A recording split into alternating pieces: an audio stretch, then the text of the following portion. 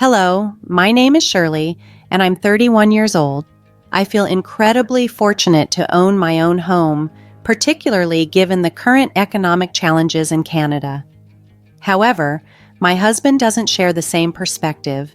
He tends to adopt a negative outlook, driven partly by pride as I am currently in a more lucrative position than he is. Presently, he holds a lower-paying job, which has become a source of frustration for him. Additionally, his mother's constant criticisms don't make things any easier. She often compares him unfavorably to others, urging him to achieve more by pointing out people like Stephen, who has excelled to become the CEO of his company, while my husband manages a local grocery store. This frequent comparison has significantly impacted my husband's self-esteem. During their conversations, she would press him about his job and the choices he'd made, sometimes even questioning why he couldn't secure a better position given his education. Caught in this cycle of negativity, my husband once claimed that he was the sole owner of our house in an attempt to garner some respect from his mother. Pretending the house was bought with his money, he hoped to stop her disparaging remarks. Despite knowing the truth, I supported his small fabrication. It was important for him to feel respected in his mother's eyes, even if it meant letting him claim that victory for a while. His mother, while initially pleased, continued to push for more, suggesting that he should aim for a higher-paying job. The pressure she places on him is immense, but as his partner, I stand by him, hoping to provide the support he needs amidst the challenges we face together. Reflecting on it now, I see that allowing my husband Mark to claim he owned our house was a significant error. He began using this pretense as a means to undermine and disrespect me, particularly in front of his mother. When she visited, he'd adopt a domineering attitude, flaunting authority that he didn't truly possess. It was I who had worked hard to secure the comfortable, beautiful life we lived, but in these moments, Mark seemed determined to diminish that truth. In the presence of his mother, his behavior grew increasingly aggressive. He would loudly declare himself the head of the household, trying to impress her with a show of control. "Shirley, come downstairs now. My mom's here and she wants food and a foot massage," he'd call out. I would comply, rushing to cater to their needs, all the while Mark and his mother would be deep in conversation. "Don't just stand there, do what you're told," he commanded one day as I arrived. His mother, witnessing this, commented, "It's good to see you're finally acting like a man. I'm surprised Shirley puts up with it, considering she's the breadwinner." Mark's retort was quick. "Yes, but I'm the one who owns the house, so she has to respect me."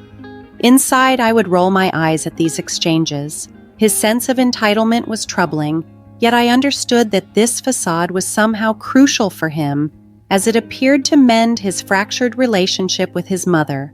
Mark and his mother had once been close, but their relationship took a hit after he dropped out of college to pursue a get-rich-quick scheme that ended disastrously. He was left broke and too discouraged to resume his education. Despite her warnings, he had been too stubborn to listen, and the failure only deepened the rift between them. Now, as he tried to repair their bond, she often dismissed him while lavishing praise on his more successful brother, Stephen. "Oh, I forgot to mention Stephen will be joining us for dinner," Mark added, as if on cue. "Come on, Shirley, let's go make some food."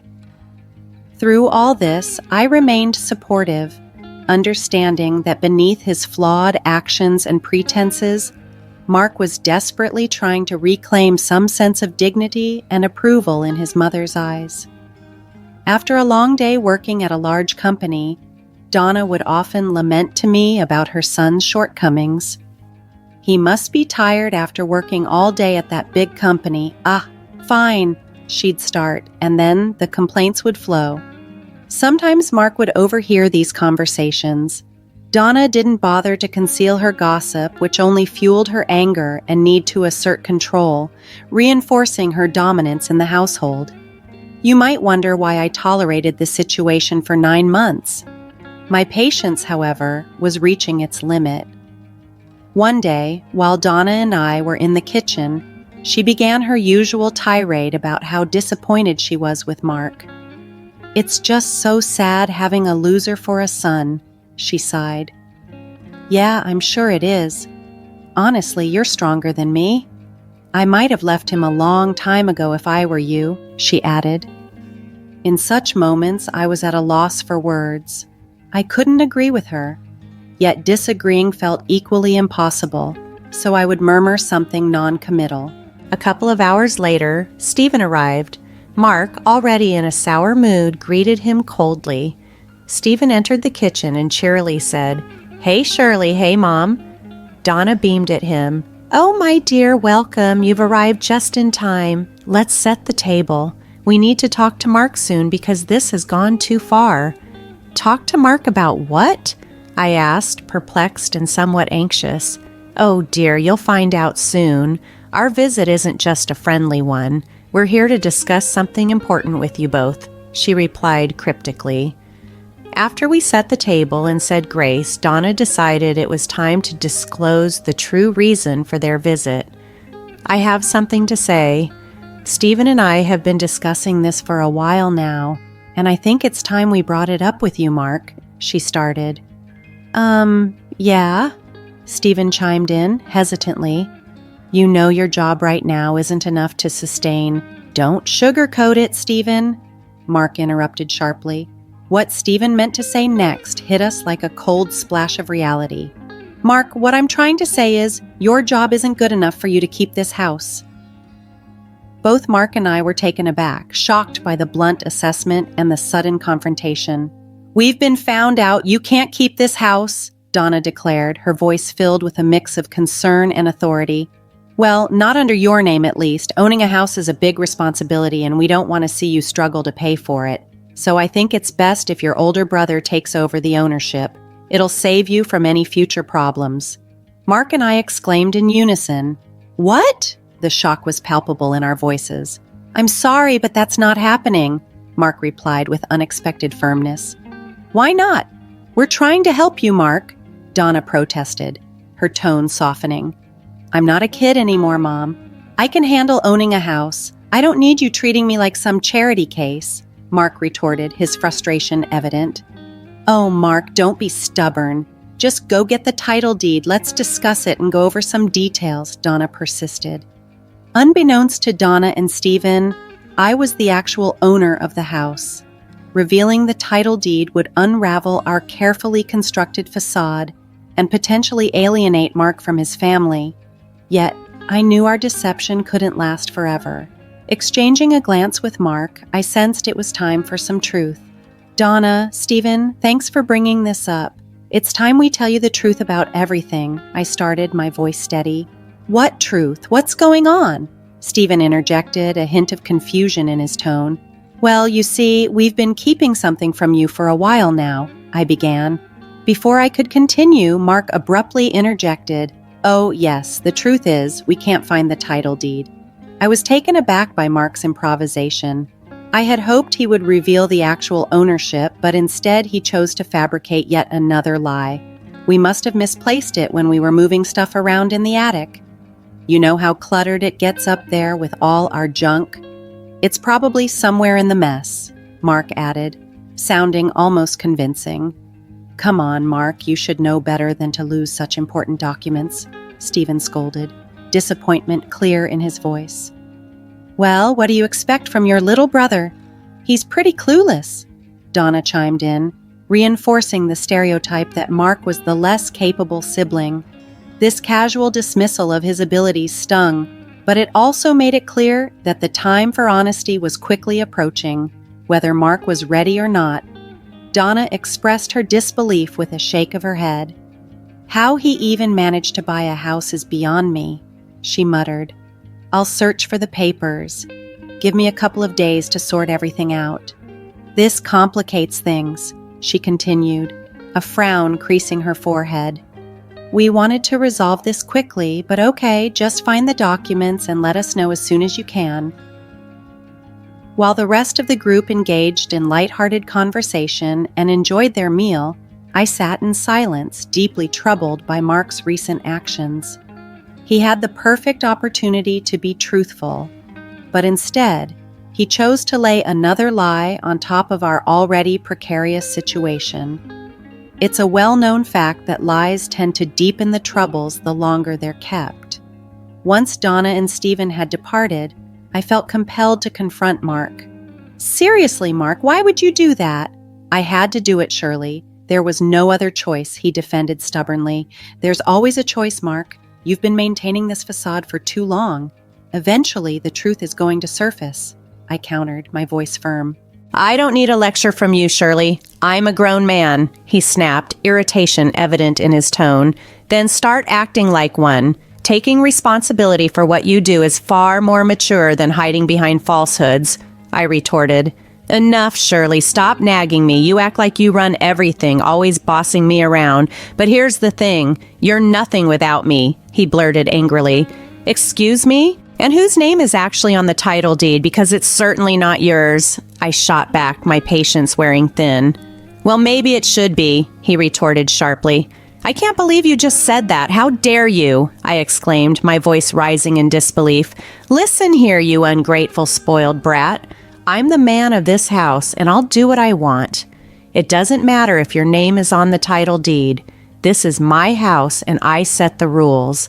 Now I'm going to get the title deed changed to my name. It might take 7 weeks. I'll just tell Mom it took longer than expected. Now go get that deed," he ordered, his tone dictatorial. I was left utterly speechless. In our 5 years of marriage, Mark had never spoken to me with such hostility.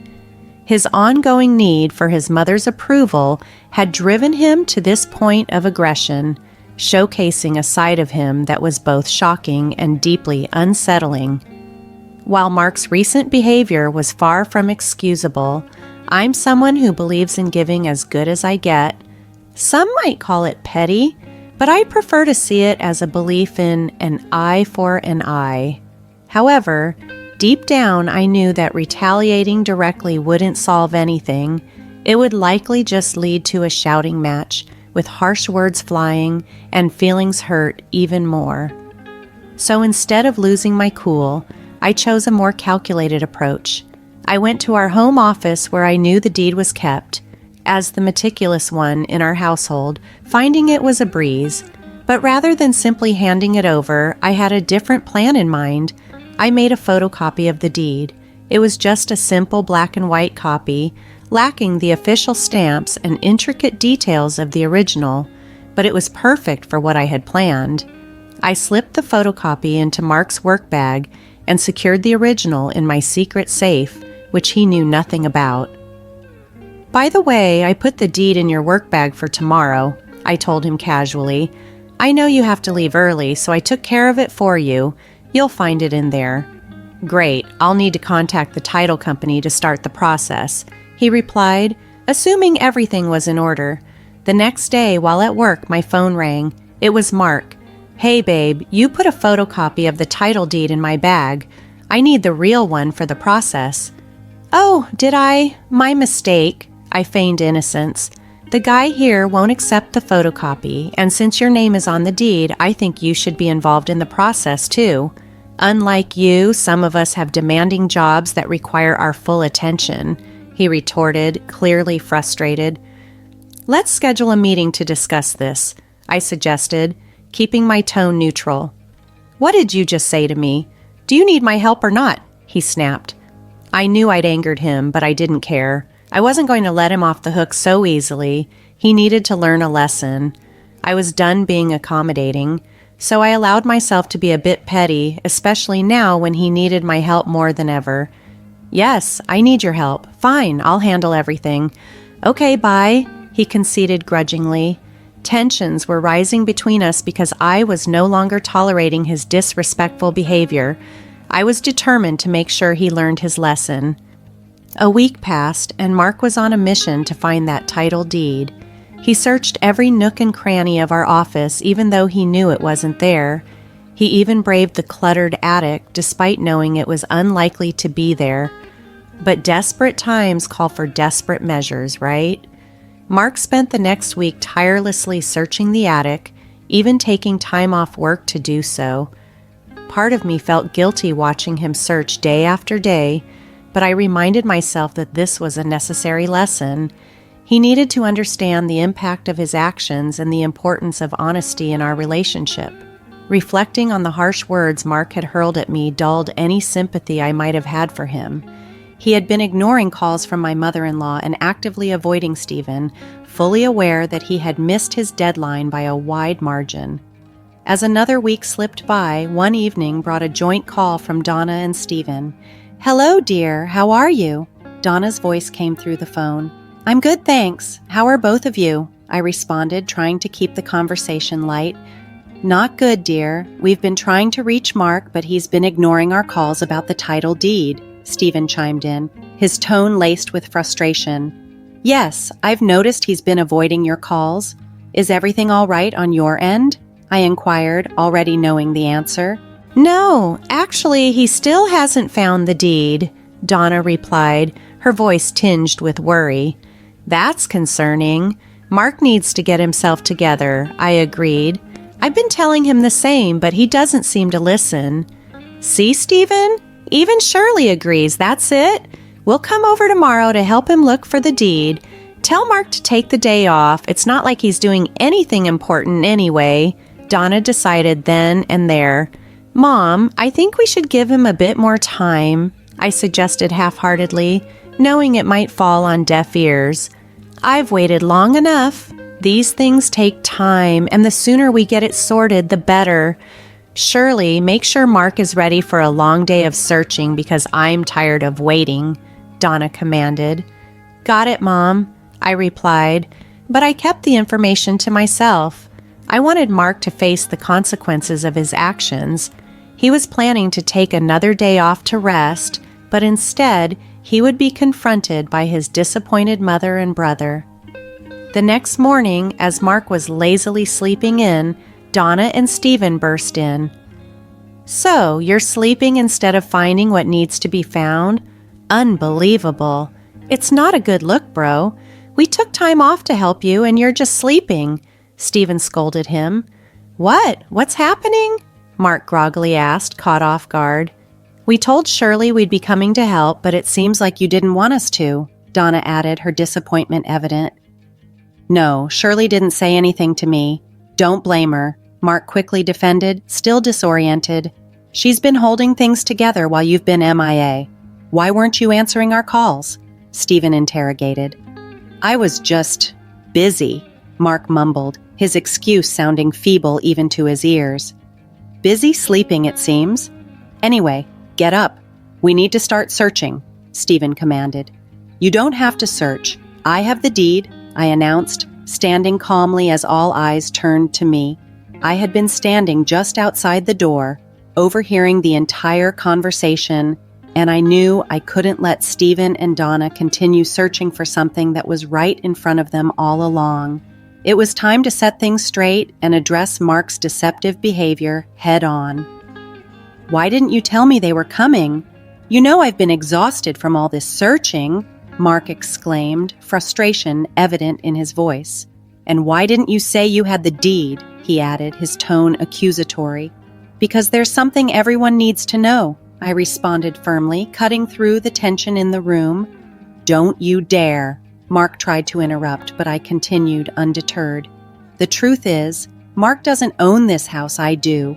My name is on the deed, not Mark's. He's been lying to all of you, and I went along with it because I loved him. But his recent behavior has made me reconsider. It's time you all knew the truth." Mark's face went pale. "No, Mom, she's lying," he blurted out, but his voice lacked conviction. "You're unbelievable," I said calmly, turning to hand the document to Donna and Stephen. It was the real deed, and there was no denying the evidence printed clearly on it. My name as the owner of the house. "You've lied to us all this time, Mark? Really? I don't even know what to say anymore," Donna said, disappointment coloring her voice. "But I do," Stephen chimed in, anger barely contained. "Mark, you're pathetic. Don't try to deny it. You attack Shirley saying she's nothing without you, when in reality you're the one who needs her. Mark looked stunned, his eyes wide as Stephen recounted his words. Yes, that day you proposed changing the name on the deed. You said a lot of hurtful things. You know I didn't mean it, Shirley. Why would you do this to me? You're my wife. Mark's voice cracked with emotion. Oh, I thought I was an ungrateful, spoiled brat, I replied, my tone steady yet full of reproach. The room fell silent as the gravity of the situation settled in, and Mark realized the magnitude of his deception and its repercussions on our relationship. I thought I was a spoiled brat? Well, this is how ungrateful spoiled brats act, sweetie, I retorted sharply. Mom, let me explain, Mark began, desperation edging his voice.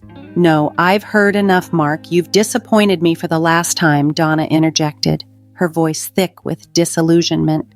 You kept up this facade to impress me. You've already let me down. It wouldn't be surprising if you weren't the true owner of this house, but to lie about it for almost a year and mistreat Shirley so much has left a bad taste in my mouth. I can't even look at you. With that, Donna rose from her chair, her movements brisk and final despite Mark's frantic pleas for her to stay. He begged and pleaded, but she was done. Stephen, please, bro. I swear I wasn't trying to. Mark tried to defend himself, but Stephen cut him off. Shut up. I should punch you right now for wasting Mom's time, for wasting my time, and for wasting Shirley's time, effort, love, and energy. This woman endured your foolishness for so long, and you still treated her like garbage. You're crazy. Save it. Don't bother contacting us for a while. Mom needs some time, Stephen snapped before following his mother out the door, leaving just Mark and me alone in the silence of the house. It was now my turn to speak my mind. You know what's funny? You call me ungrateful, but you're the truly ungrateful one. You're pathetic and your behavior disgusts me. I'm glad your mother and brother finally saw your true colors. And yeah, you might be a man, but you're not the head of this household. If you want to stay here, you better start respecting me and pulling your weight. Otherwise, you can find somewhere else to be the man. Mark looked distraught, his face a mix of shock and realization. In no time at all, he had managed to ruin 3 important relationships. That had to be some kind of record. He shouldn't have underestimated me. His actions had finally caught up to him, and the consequences were more severe than he could have anticipated.